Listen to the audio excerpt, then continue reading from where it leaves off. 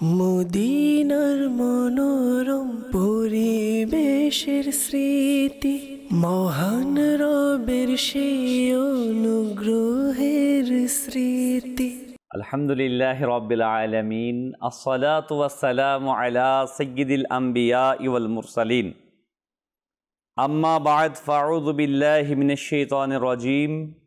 বিসমিল্লাহির রহমানির রহিম। আসসালাতু ওয়াসসালামু আলাইকা ইয়া রাসূলাল্লাহ ওয়া আলা আলিকা ওয়া সাহাবিকা ইয়া হাবিবাল্লাহ।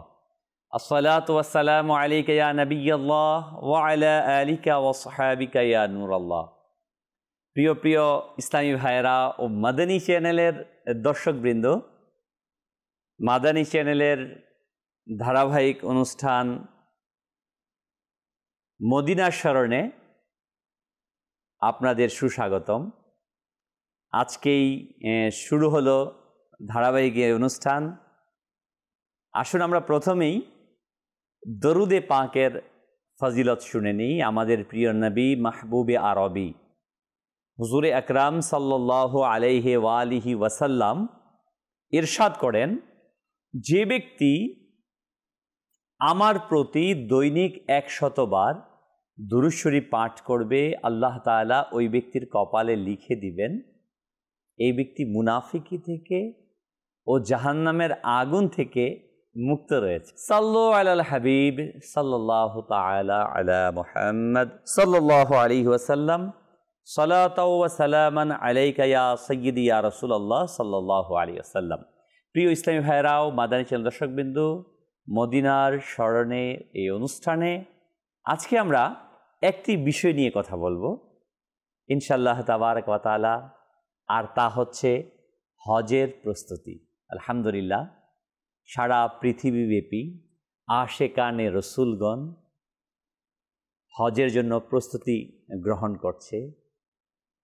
হজের যে সকল পূর্ববর্তী কার্যক্রমগুলো রয়েছে সে কার্যক্রমগুলো সম্পন্ন করছে। হয়তোবা যে বিমানে করে, যে জাহাজে করে আশেকানে রসুলগণ হজের উদ্দেশ্যে মক্কাতুল মুকাররমা আর মদিনাতুল মুনাওয়ারার টানে ছুটে চলবে, সেগুলো প্রস্তুত নিচ্ছে। আমরাও সেই হজের প্রস্তুতি নিয়ে আজকে কিছু কথা বলবো, স্মৃতিচারণ করব হজের কিছু বিষয়ে। আমার প্রিয় আকা মাদানী ওয়ালে মুস্তাফা সাল্লাল্লাহু আলাইহি ওয়াসাল্লামের সেই জন্মভূমি, আমাদেরই প্রিয় মক্কাতুল মুকাররমা আর মদিনাতুল মুনাওয়ারার। আসুন আমরা অনুষ্ঠানের শুরুতেই আল্লাহ সুবহানাহু ওয়া তাআলা, যিনি আপনাকে আমাকে সৃষ্টি করেছে, যে রব তাবারক ওয়া তাআলা দয়ালু আকা সাল্লাল্লাহু আলাইহি ওয়াসাল্লামের মতো একজন দয়ালু নবী আমাদেরকে দিয়েছেন, ওই রব তাবারক ওয়া তাআলার আমরা প্রশংসার মাধ্যমে শুরু করি আজকের এই অনুষ্ঠান। আল্লাহ আল্লাহ আল্লাহ আল্লাহ আল্লাহ আল্লাহ আল্লাহ আল্লাহ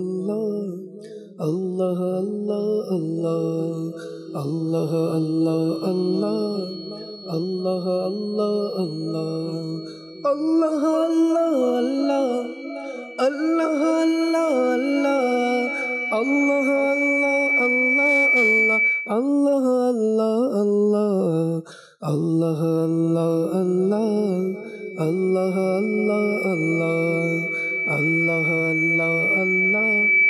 আল্লাহ আল্লাহ আল্লাহ।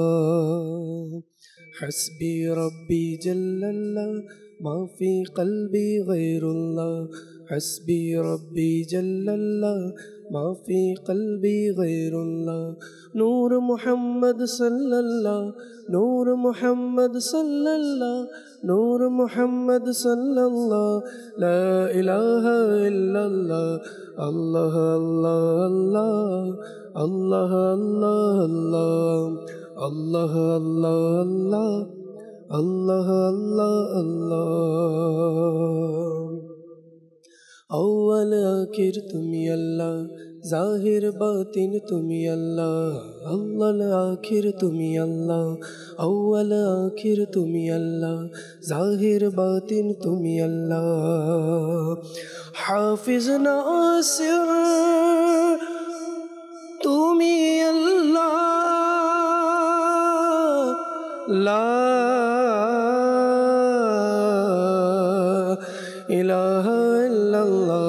আল্লাহ আল্লাহ আল্লাহ আল্লাহ আল্লাহ আল্লাহ আল্লাহ আল্লাহ আল্লাহ আল্লাহ হাসবি রব্বি যে বলবে রহমত বরকত সে পাবে হাসবি রব্বি যে বলবে রহমত বরকত সে পাবে উদ্দেশ্য পূরণ হবে উদ্দেশ্য পূরণ হবে উদ্দেশ্য পূরণ হবে লা ইলাহা ইল্লাল্লাহ আল্লাহ আল্লাহ আল্লাহ আল্লাহ আল্লাহ আল্লাহ আল্লাহ আল্লাহ আল্লাহ আল্লাহ আল্লাহ আল্লাহ খুলে যাবে জান্নাতের দ্বার নিভে যাবে দোজখের নার খুলে যাবে জান্নাতের দ্বার নিভে যাবে দোজখের নার মন থেকে যে একবার বলে লা ইলাহা ইল্লাল্লাহ আল্লাহ আল্লাহ আল্লাহ আল্লাহ আল্লাহ আল্লাহ আল্লাহ আল্লাহ আল্লাহ আল্লাহ ইনশাআল্লাহ। মারহাবা মারহাবা। আমরা আমাদের ইমরান মাদানির কাছ থেকে মহান আল্লাহ সুবহানাহু ওয়া তাআলার প্রশংসা সম্বলিত হামদে বারি তাআলা শ্রবণ করলাম। প্রিয় ইসলামী ভাইরা ও মাদানী চ্যানেল দর্শকবৃন্দ, মহান আল্লাহ সুবহানাহু ওয়া তাআলা পবিত্র কুরআনুল কারীমের মধ্যে ইরশাদ ফরমান, বিসমিল্লাহির রহমানির রহিম, ওয়ালিল্লাহি আলান নাসি হিজ্জুল বাইতি মান ইসতাতাআ ইলাইহি সাবিলা। কানজুল ঈমান থেকে অনুবাদ। আল্লাহর জন্য মানবকুলের উপর সেই ঘরের হজ করা ফরজ যে সেটা পর্যন্ত যেতে পারে। পবিত্র কুরআনুল কারীমে মহান আল্লাহ সুবহানাহু ওয়া তাআলা বিভিন্ন আয়াতে কারিমার মাঝে হজ বান্দার উপর যে ফরজ করেছেন এভাবে ইরশাদ করেছে।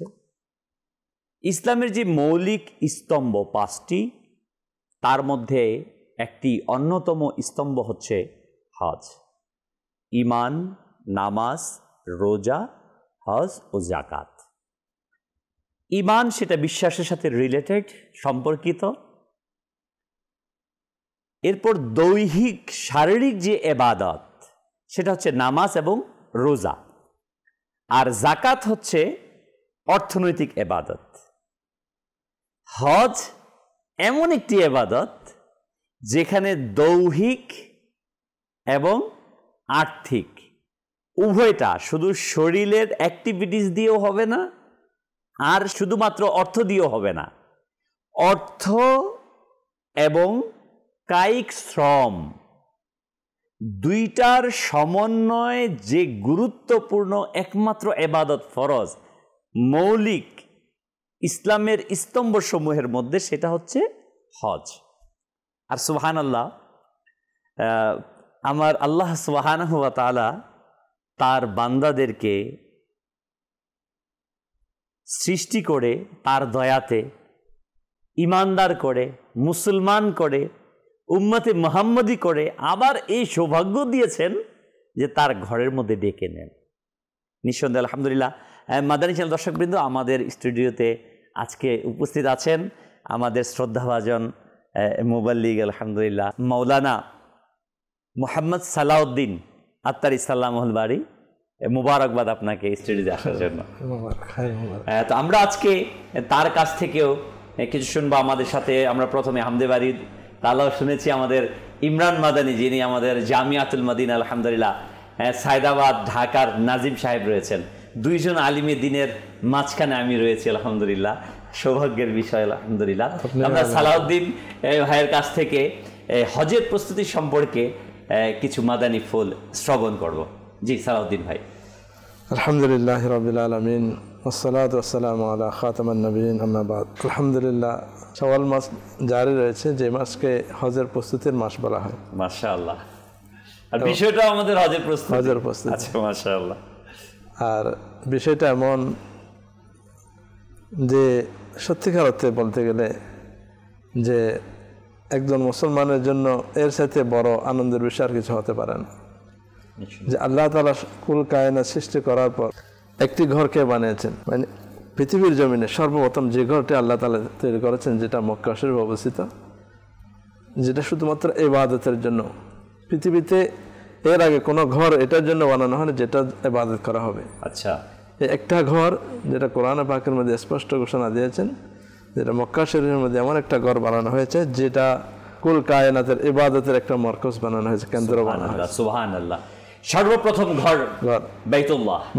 মাশাআল্লাহ মাশাআল্লাহ। আর সেই ঘরের যাওয়ার জন্য আল্লাহ তাআলা একজন মহান পয়গম্বর, একজন নবীর মাধ্যমে পুরো পৃথিবীবাসীকে আহ্বান করেছেন। সুবহানাল্লাহ। সাইয়েদনা ইব্রাহিম আলা নবীনা আলাইহিস সালাতু ওয়াস সালামকে যেটা আহ্বান করেছেন, এবং যেটা বানানোর পর আল্লাহ তাআলা পুরো পৃথিবীবাসীকে আহ্বান করেন। উনি বললেন, আমার আওয়াজকে শুনবে, তুমি তোমার কাজ হচ্ছে এটা আহ্বান করা, পৌঁছে দেওয়ার মালিক আমরা। ওই সময় আবু কুবাইস পাহাড়, যেটা হারাম শরীফের যেটা সাফা মারওয়া যে সাই করা হয়, ওটার পাশে যে পাহাড় রয়েছে, যেটা পৃথিবীর সর্বপ্রথম পাহাড়, অত্যন্ত বরকতময় পাহাড়, সেখানে দাঁড়িয়ে ঘোষণা করলেন। এবং পৃথিবীর শেষ পর্যন্ত যত মানুষ ছিল, আছে, আসবে, যারা যারা লব্বাইক বলেছেন এবং যতবার লব্বাইক বলেছেন, তারা ততবার সেখানে হাজির দিবেন। মাদানী শেল দর্শকবৃন্দ, সুন্দর কথা শুনলাম আমরা আমাদের মুবাল্লিগে দাওয়াত ইসলামীর কাছ থেকে। সুবহানাল্লাহ। আপনি আমি রূহ জগতে জানি না শুনেছি কিনা ইব্রাহিম আলাইহিস সালাতু ওয়াস সালামের সেই আহ্বান। যদি আপনি আর আমরা শুনে থাকি ইব্রাহিম আলাইহিস সালামের সেই আহ্বান, আর যদি লাব্বাইক বলে থাকি, তাহলে আমিও হাজির হব। কাশ, হায়, যদি আমি জীবনভর যেতে পারতাম। এটা প্রত্যেক মুসলমানের তামান্না থাকা, আকাঙ্ক্ষা থাকা, এটার জন্য যাওয়ার। কারণ পৃথিবীর বুকে যেটা আল্লাহ তাআলা যে ঘরের প্রশংসা করেছেন, আর যে ঘরের ফজিলত অনেকগুলোর মধ্যে একটা ফজিলত, যেখানে আমার নবী রাসূলুল্লাহ সাল্লাল্লাহু আলাইহি ওয়াসাল্লামের শুভ জন্ম যেখানে হয়েছেন, যেখানে প্রত্যেকটা স্থানের মধ্যে রাসূলুল্লাহ সাল্লাল্লাহু আলাইহি ওয়াসাল্লাম রাসূলুল্লাহ কদম মোবারকের চুমু নিয়েছেন, যেখানে দুইটা জান্নাতি পাথর রয়েছে, যেখানে আল্লাহ তাআলা অসংখ্য নিদর্শন রেখেছেন। দুটি জান্নাতি পাথর, সেটা কি কি? হাজর আসওয়াদ এবং মাকাম ইব্রাহিম। সুবহানাল্লাহ। মাদানী দর্শকবৃন্দ, আমরা হয়তোবা অনেকে অবগত নই, আমরা শুধু একটিকেই চিহ্নিত। এই জন্য আমি জিজ্ঞাসা করলাম, রিপিট করলাম আপনাদেরকে স্মরণ করিয়ে দেওয়ার জন্য। হাজরে আসওয়াদ, যেটা কাবা শরীফের কর্নারে লাগানো আছে, এটাও জান্নাতি পাথর। পাশাপাশি কাবা শরীফের পূর্ব পাশে যাকে বলা হয়েছে মাকামে ইব্রাহিম, যেটা কোরআনে পাকে আয়াতে অবতীর্ণ হয়েছে, ওই ইব্রাহিম আলাইহিস সালাতু ওয়াস সালাম যে পাথরের উপর আরোহণ করে কাবাতুল্লাহকে নির্মাণ করেছিলেন, ওই পাথরটাও জান্নাতি পাথর। জান্নাতি পাথর, এবং সেটা এখনো আছে, যেটাকে সামনে রেখে নামাজ পড়ে আল্লাহ তাআলা হুকুম দিয়েছেন, তাখাযু মিন মাকাম ইব্রাহিম মুসাল্লা। সুবহানাল্লাহ। এই পাথরকে একটা সামনে নিয়ে নামাজ পড়ার হুকুম দেওয়া হয়েছে। সুবহানাল্লাহ। তো এমন একটা জায়গার যাওয়ার জন্য, যদিও বা আমরা শুনলাম যে ইব্রাহিম আলাইহিস সালাম, অনেকে মনে করতে পারতো আমি কি শুনছি, কি শুনি না, সেটা আল্লাহ তাআলাই জানেন। কিন্তু প্রত্যেকটা মুসলমান সেখানে যাওয়ার জন্য উদ্গ্রীব থাকা চায়। সেটার জন্য টাকা পয়সা, অর্থ করে কিছু আমার থাকবে না থাকবে, এটা আল্লাহ তাআলা যাকে ডাক দিবেন সেটা কোনো না কোনো ব্যবস্থা হয়ে যাবে। কিন্তু আমার একটা আজকে মাদানী চ্যানেল দর্শক শ্রোতার কাছে একটা যেটা আফসোসের বিষয়, সেটা হচ্ছে আমরা শুনলাম যে এটা ইসলামের 5টি স্তম্ভের মধ্যে একটি স্তম্ভ, এবং আফসোসের সাথে বলতে হয় যে কাজগুলো আমাদের উপর আবশ্যক করা হয়েছে, ফরজ করে দেওয়া হয়েছে, আমরা সেগুলিকে অপশনাল মনে করে নিয়েছি, যে হজ করলে আমরা করব, আমরা যেতে পারলে গেলাম, সেটা তো নয়। বরঞ্চ আমাদের একটা ট্রেডিশন এমন হয়ে গিয়েছে, আমার কাছে যেমন আপনি যে আয়াত পড়লেন, যে আয়াতের মাধ্যমে ওয়ালিল্লাহি আলান নাসি হিজ্জুল বাইতে, এটার দ্বারা ফরজ তো করা হয়েছে। এবং ফরজ হওয়ার কখন ফরজ হয়? একজন মানুষের যখন মুসলমান হয়, সে আকল বালেগ হয়, সে অসুস্থ না হয়, সে যদি গোলাম না হয়, যদি রাস্তা পরিষ্কার থাকে, নিরাপদে, যেমন কিছুদিন আগে নিরাপদ ছিল না আমাদের করোনার সময়, কেউ যেতে পারে, তখন ফরজ ছিল না।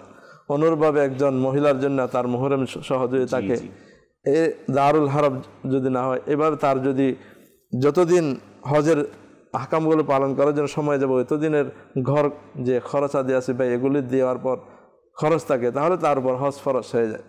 কিন্তু হজ ফরজ হওয়ার পরও আমাদের মধ্যে প্রস্তুতির একটা কি অলসতা কেন দেখা যায় আমাদের মধ্যে? এটা এই জন্য বলতে হজের প্রস্তুতি আমাদেরকে কেন নিতে হবে, এই জন্য নিতে হবে, এটা আমাদের ফরজ করা হয়েছে। সেটা কেন আমরা জানি, সেটার মধ্যে কিছু কারণ দেখা যায়। আমার কাছে 5-6 লাখ টাকা আছে, হজ আমার উপর ফরজ হয়ে গেল। এখন আমাদের বাহানা হয়, আমার তো মেয়ে রয়েছে 2-3টা, এগুলি বিবাহের উপযুক্ত, এগুলি যদি আমি যদি এখন হজে চলে যাই, তাহলে এগুলোর বিয়ে দিব কেমনে? তাহলে বোঝা যাচ্ছে এটা আমাদের ইলমে দ্বীনের কমের কারণে, জ্ঞান না থাকার কারণে এবং আমাদের আল্লাহ তাআলার উপর ইয়াকিন না থাকার কারণে। কারণ যারা হজ করে তাদের ফজিলতের মধ্যে একটা রয়েছে, তাদেরকে আল্লাহ তাআলা গনি করে দেন, রিজিককে বাড়িয়ে দেন।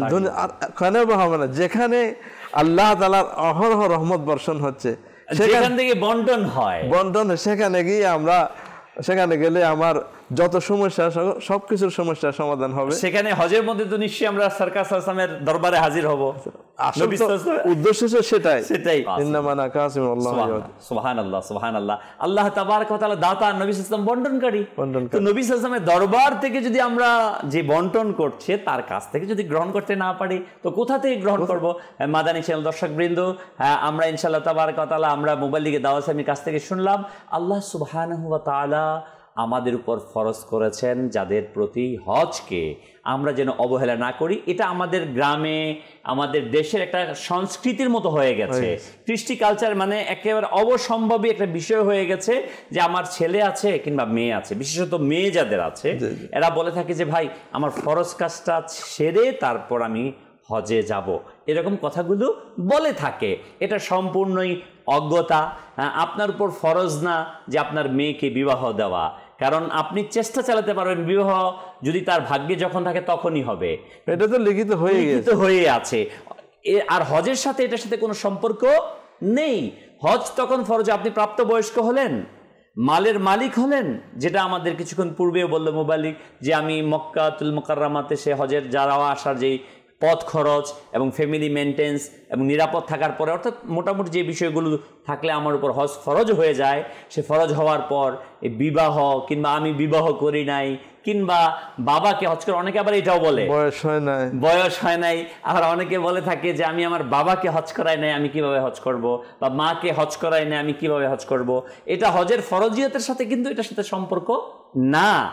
আমাদের হজ ফরজ হওয়ার সাথে সাথেই আমাদের উচিত যে আমরা হজ আদায় করি। প্রিয় ইসলাম ভাইয়ের হাদিসে পাকের মধ্যে আসছে সুবহানাল্লাহ, যেমন মুসলিম শরীফে 1337 নম্বর হাদিসে বর্ণিত রয়েছে, হযরতে আবু হুরায়রা রাদিয়াল্লাহু তাআলা আনহু বর্ণনা করেন, একবার রসুল আকরাম নূরে মুজাসসাম, রসুল মুহতাশাম হুজুর সাল্লাল্লাহু আলাইহি ওয়াসাল্লাম আমাদের উদ্দেশ্যে বক্তব্য দিলেন, বয়ান করলেন এবং ইরশাদ করলেন, হে মানব সকল, আল্লাহ তাআলা তোমাদের উপর হজ ফরজ করেছেন, সুতরাং তোমরা হজ আদায় করো।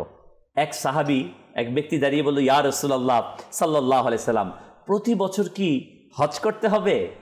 রসুল আকরাম নূরে মুজাসসাম সাল্লাল্লাহু আলাইহি ওয়াসাল্লাম চুপ রইলেন। ওই সাহাবী, ওই লোকটি এভাবে 3বার জিজ্ঞাসা করলেন। অথবা রসুল আকরাম নূরে মুজাসসাম সাল্লাল্লাহু আলাইহি ওয়াসাল্লাম ইরশাদ করলেন, আমি যদি হা বলতাম তাহলে প্রতি বছর হজ করা ফরজ হয়ে যেত, কিন্তু তোমাদের পক্ষে তা করা সম্ভব হতো না। তো রসুল করিম সাল্লাল্লাহু আলাইহি ওয়াসাল্লাম হা বলেন না, এই জন্য ফরজ হয় না প্রতি বছর, কিন্তু জীবনে একবার হজ করা ফরজ। প্রিয় ইসলামী ভাইরা ও মাদানী চ্যানেল দর্শকবৃন্দ, আমরা যেন কার্পণ্য না করি, বরং যখনই আমাদের সামর্থ্য চলে আসে আমরা সাথে সাথেই সেই সামর্থ্য অনুযায়ী হজের প্রস্তুতি গ্রহণ করি। আসুন আমরা আমাদের মুবাল্লিগের কাছ থেকে নাতে রসুল সাল্লাল্লাহু আলাইহি ওয়াসাল্লাম শ্রবণ করে নিই। सल्लल्लाहु अलैका या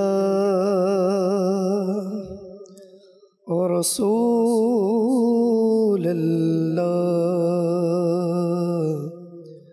वसल्लम अलैका या हबीबल्लाह।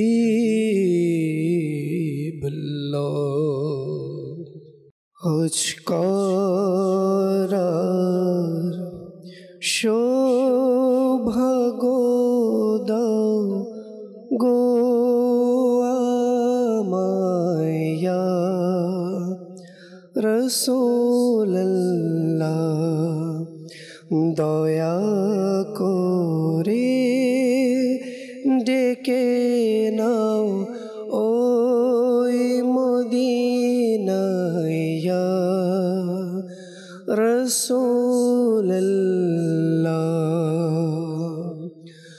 হজেরি মাস এলো আবারো,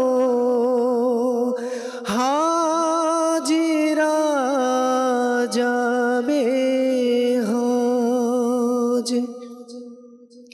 হজেরি মাস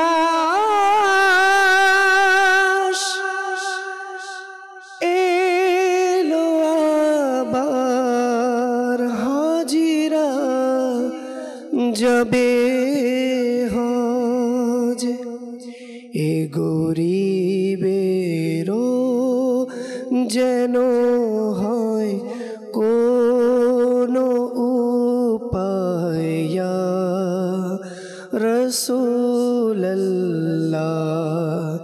এ গরিবেরও যেন হয় কোনো উপায় রাসূলুল্লাহ।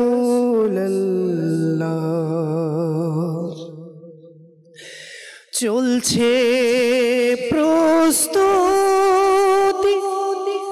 হজ করার,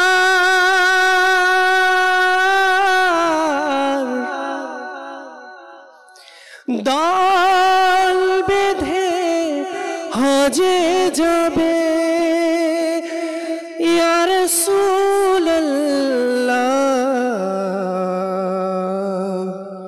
আমি বুঝি রয়ে যাব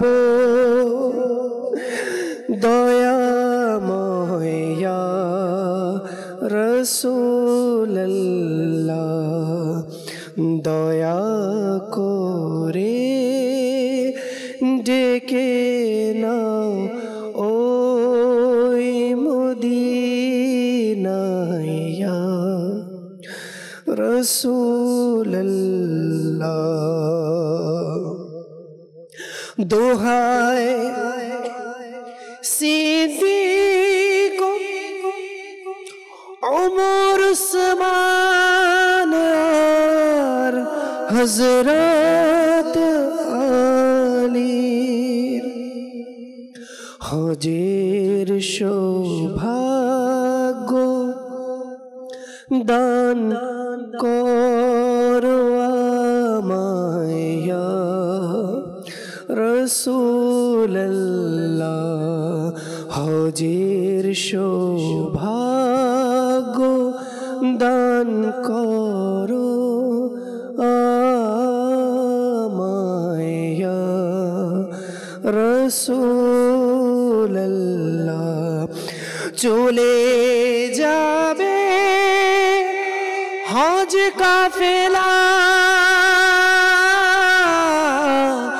হজ পানে ইয়া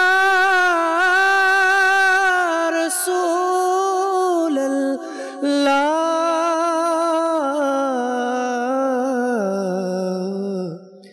আমি বুঝি রয়ে যাব দয়াময় রাসূলুল্লাহ, হজ করার সৌভাগ্য তুমি নবী দাওয়া মায়া রাসূলুল্লাহ।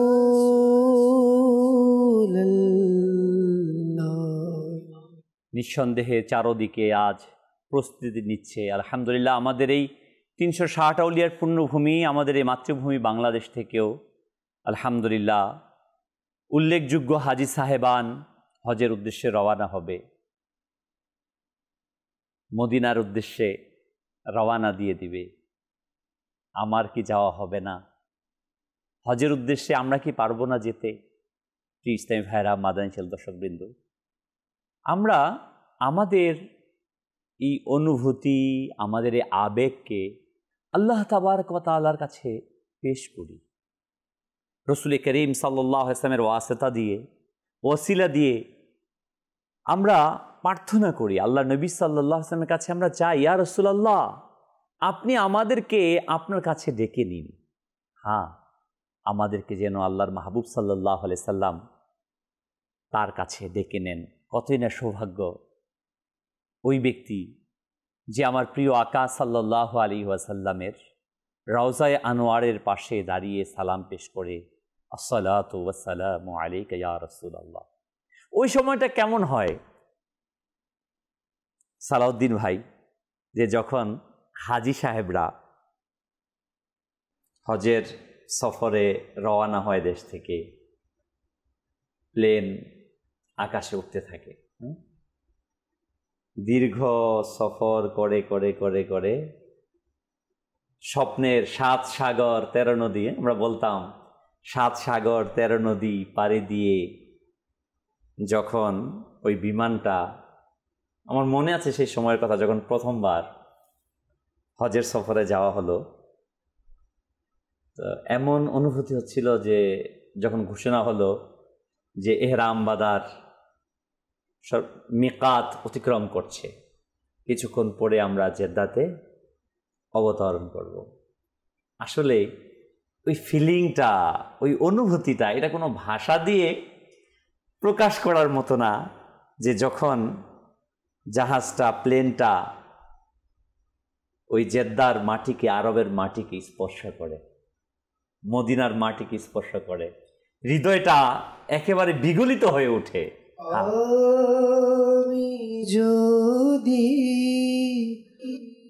আরব হতাম মদিনারে পথ,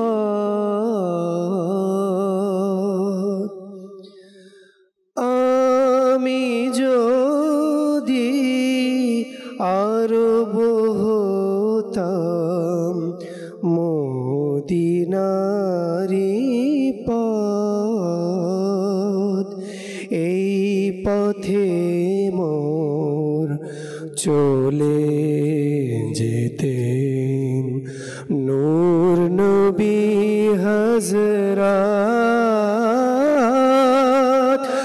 আমি যদি আরব হতাম মদিনারি পথ।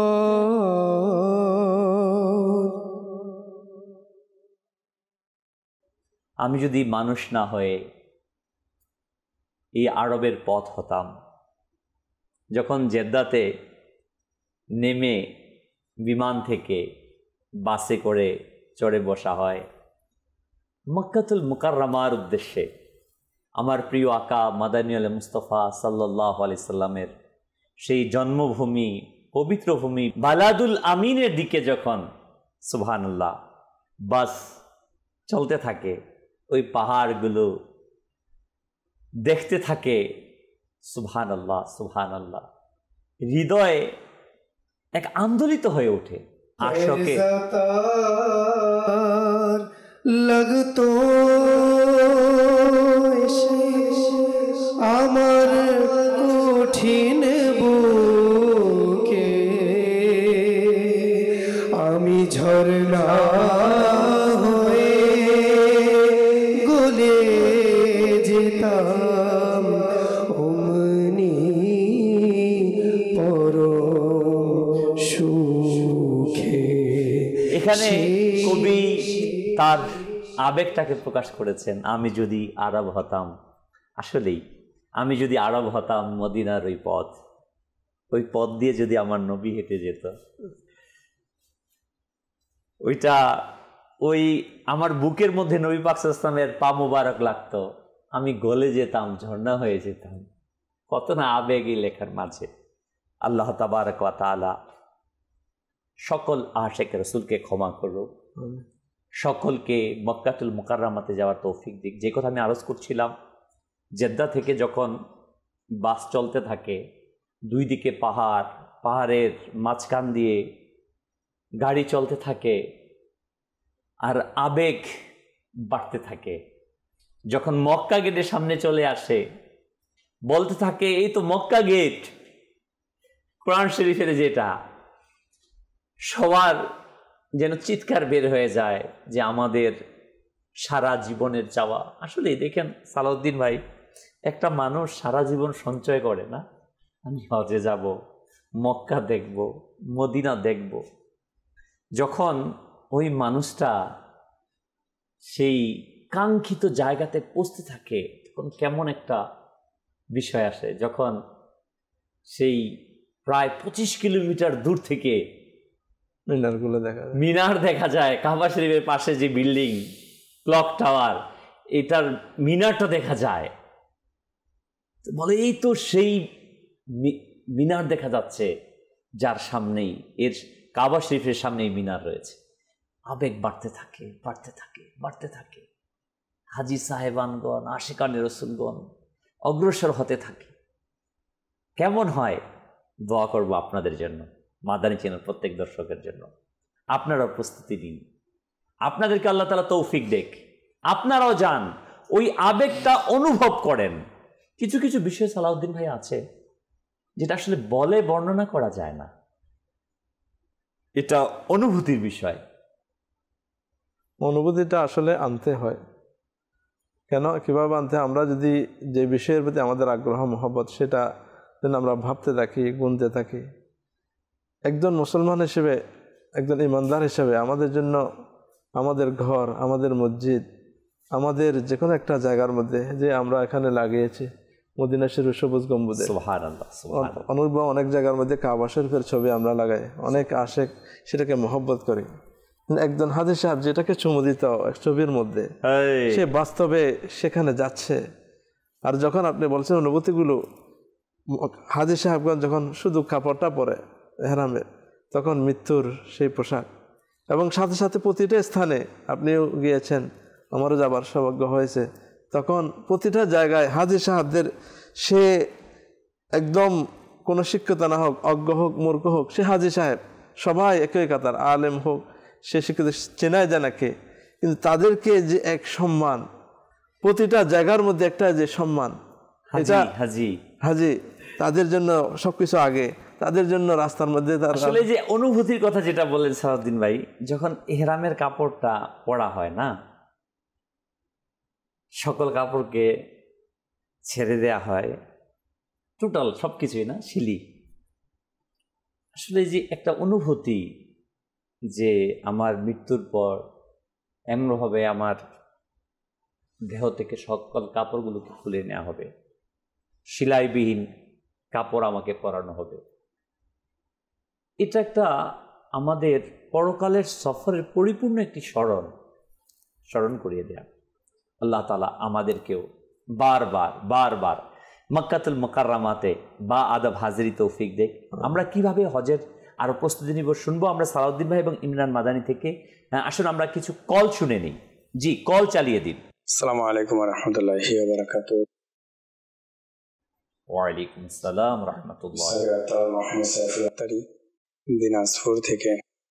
আলহামদুলিল্লাহ, খুব সুন্দর একটি প্রোগ্রাম নিয়ে আমার জহির ভাই, মাশাআল্লাহ, আমার মক্কা মদিনার সাথী ভাই প্রোগ্রাম করতেছেন। আল্লাহ আপনার বরকত দান করুক, আপনার সাথে যারা আছে ওনাদের সকলের বরকত দান করুক। আসলে মদিনা শরীফের কথা আর কি বলবো, কাজ করে 2019 সালে যখন গিয়েছিলাম, রিয়াজ ভাইও আমার সাথে ছিল।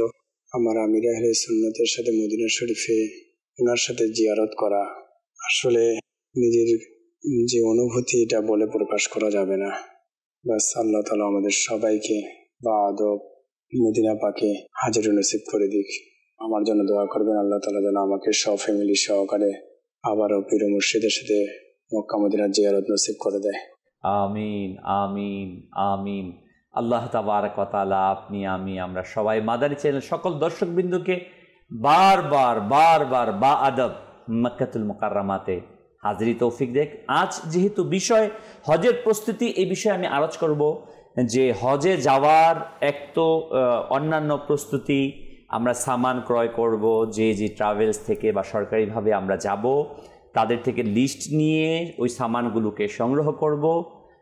এরই পাশাপাশি যেই বিষয়গুলো আমাদের একান্ত জরুরি, আর তা হচ্ছে আমাদের হৃদয়ের মাঝে আদব শিষ্টাচারকে গ্রহণ করা। অনেককে দেখা যায় হাদিসে পাকেও এই ব্যাপারে আসছে, রসুল আকরাম সাল্লাল্লাহু আলাইহি ওয়াসাল্লামের হাদিসে কারিমার যা সারাংশ হচ্ছে, যেই ব্যক্তি হজ আদায় করলো এবং ফাহেশা কথা থেকে গুনাহ থেকে বাঁচিয়ে হজ আদায় করলো, আল্লাহ তাআলা তাকে ক্ষমা করে দেবে। তো এই যে হাদিসে পাক, সেখানে যাওয়ার পরেও দেখা যায় অসংখ্য মানুষ, অসংখ্য হাজি সাহেবান হজ এর জন্য তো তারা চলে যায়, কিন্তু সেখানে গিয়েও ফাহেশা কথা থেকে নিজেকে বাঁচাতে পারে না, কুদৃষ্টি থেকে নিজেকে বাঁচাতে পারে না। আমি অনুরোধ জানাবো মাদানী চ্যানেলের দর্শকবৃন্দুকে, যে সকল হাজি সাহেবান আলহামদুলিল্লাহ হজের উদ্দেশ্যে যাচ্ছেন কিংবা উমরার উদ্দেশ্যে যাচ্ছেন কিংবা আমরা ভবিষ্যতে যাব, আমি সকলের কাছে বিনীতভাবে অনুরোধ রাখবো, মনে রাখবেন সবসময় এই কথাটা, এই হজের সফর সহ আমাদের দৈনন্দিন জীবনের প্রতিটি মুহূর্তের এই মেসেজ, বা আদব বা নসিব, বে আদব বে নসিব। আমরা যেন আদবওয়ালা হই, বিশেষত ওই জায়গা মক্কাতুল মুকাররমার মতো জায়গা, যে জায়গাতে আমি জানি না কোন পথে আমার নবী সাল্লাল্লাহু আলাইহি ওয়াসাল্লাম হেঁটে গিয়েছেন, হ্যাঁ, কোন পাথর আমার নবী সাল্লাল্লাহু আলাইহি ওয়াসাল্লামের কদমকে চুমু দিয়েছেন, কোন গলিতে বসে সাহাবায়ে কেরাম আলাইহিমুর রিদওয়ানের মজলিস নিয়ে আমার নবী মাশওয়ারা করেছেন, মিটিং করেছেন, কোন পথ দিয়ে আমার নবী সাল্লাল্লাহু আলাইহি ওয়াসাল্লাম হিজরতের রাস্তা, হিজরতের রাতে কোথায় দিয়ে বের হয়েছিলেন। কেমন না ব্যাপারটা? কোথায় মওলাদুন নবী, কোথায় মওলাদুন নবী হয়েছে, সুবহানাল্লাহ। আমার বেলাল হাবশী রাদিয়াল্লাহু তাআলা আনহু, যাকে নিয়ে নির্যাতন করেছে, কোন পথে তিনি হেঁটে হেঁটে নেকির দাওয়াত দিয়েছেন। আমার নবী সাল্লাল্লাহু আলাইহি সাল্লামের সাহাবায়ে কেরাম, সত্যি যখন কখনো কখনো এমন অনুভূতি হয় যখন তাওয়াফ করতে থাকি কাবা শরীফের, তখন এমন এক সিচুয়েশন অনেক সময় অনুভূতিতে আসে, আজ তো আমি স্বাধীনভাবে তাওয়াফ করছি, একদিন আমার প্রিয় আকা সাল্লাল্লাহু আলাইহি সাল্লাম এই কাবা শরীফকে তাওয়াফ করতে এসেছিলেন। আমার প্রিয় আকা সাল্লাল্লাহু আলাইহি সাল্লামকে এই মক্কার মুশরিকরা তাওয়াফ করতে দেয়নি। এই কাবাতুল্লাহর সামনে আমার প্রিয় আকা সাল্লাল্লাহু আলাইহি সাল্লামকে নির্যাতন করেছে।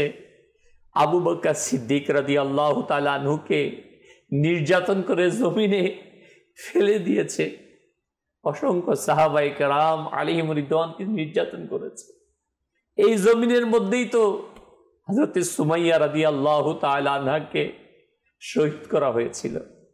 মক্কার অলিতে গলিতে এই পবিত্র জায়গাতে আমরা যাব, আমি সকলের কাছে বিনীতভাবে অনুরোধ রাখব, প্রিয় ইসলামী ভাইয়েরা, যখনই আমরা যাব আদব আদব আদব, আমরা যেন এদিক সেদিক কথা না বলি।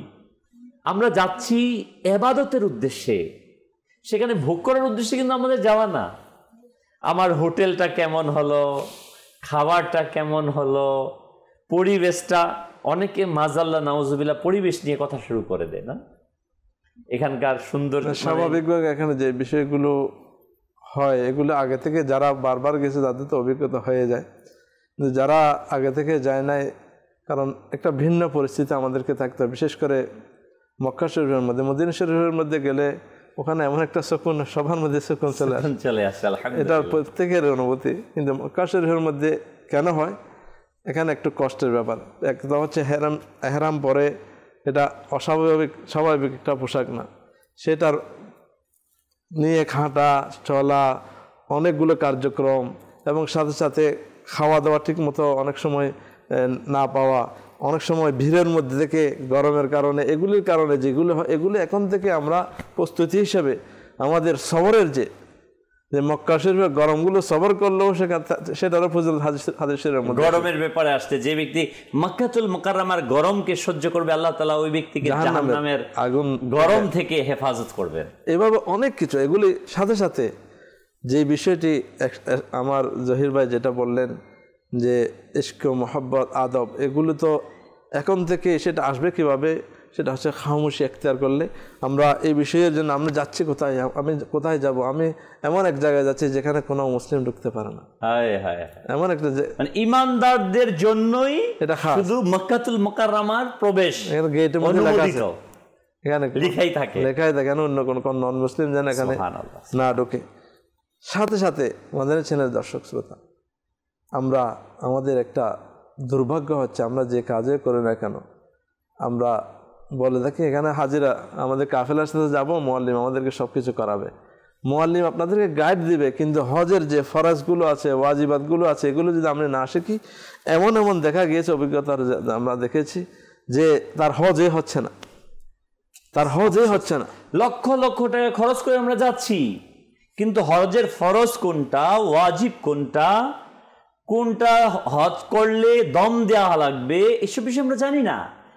যেহেতু করে ফেলি সংক্ষিপ্ত সময়ের মধ্যে, যেটাতে আমাদের এখানে একটা প্রস্তুতি, আগ্রহ বৃদ্ধি, কিন্তু আলহামদুলিল্লাহ মাদানী চ্যানেল এবং দাওয়াত ইসলামীর মিডিয়ার মাধ্যমেও এবং প্র্যাকটিক্যাল আমাদের যে মজলিস আছে, হজ উমরার যে মজলিস, আলহামদুলিল্লাহ ওটার মাধ্যমে আমাদের হাজী সাহেবদেরকে প্রশিক্ষণ দেয়। আপনাদের কাছে অনুরোধ, দাওয়াত ইসলামী আপনার, দাওয়াত ইসলামী প্রতিটা ক্ষেত্রে আপনাকে সহযোগিতা করে। তো এই বিষয়েও একটা বিশাল কাজ, যেটা জীবনে হয়তো কারো একবার নসিব হয়। নামাজ তো বারবার পড়া যায়, আমরা যাকাত অন্যান্য কিছু বারবার করা যায়, কিন্তু এটা এমন একটা হয়তো জীবনে একবার নসিব হবে, সেখানে যদি আমরা না শিখে যাই তো হয়তো আমাদের এখানে গিয়ে নেকির জন্য যাবো, হয়তো গুনাহ নিয়ে ফিরে আসবো। তো তাই অনুরোধ করব, এটার জন্য এখনো সময় আছে, যারা যাওয়ার জন্য তাদের কনফার্মেশন চলে আসছে, আমি অনুরোধ করি এখন থেকে তাদের প্রস্তুতি, বিশেষ করে হজগুলো শেখা, কারণ যার উপর যেটা করা ফরজ সেটা শেখাও ফরজ। তো এই ফরজগুলো শেখার জন্য আলহামদুলিল্লাহ দাওয়াত ইসলামী আমাদেরকে রফিকুল হারামান কিতাবও দিয়েছেন, এবং এটার প্র্যাকটিক্যাল হজ তরবিয়তি ইস্তেমার আমাদের ভিডিওগুলো আছে, সেখান থেকে আমরা শিখে নিই, না শিখে যেন আমরা না যাই। মাদানী চ্যানেল দর্শকবৃন্দ, গুরুত্বপূর্ণ বিষয়টি আমরা আসবো ইমরান মাদানীর কাছে। তার পূর্বে আজকের একটি প্রশ্ন, যে আমরা একটি প্রশ্ন করব, তা আমি আজকের যে প্রশ্ন হচ্ছে, হজ কত হিজরিতে ফরজ হয় এবং প্রিয় নবী সাল্লাল্লাহু আলাইহি ওয়াসাল্লাম কত হিজরিতে হজ আদায় করেন? জি, আমরা যাচ্ছি আমাদের ইমরান মাদানীর কাছে। মদিনায় যাওয়ার দাও না ইজাজত, নবী রহমত শফিয়ে উম্মত, মদিনায় যাওয়ার দাও না ইজাজত, নবী রহমত শফিয়ে উম্মত, করাও ডেকে পান প্রেমের শরবত, করাও ডেকে পান প্রেমের শরবত, নবী রহমত শফিয়ে উম্মত, জ্বালাও বুকে মোর আগুনে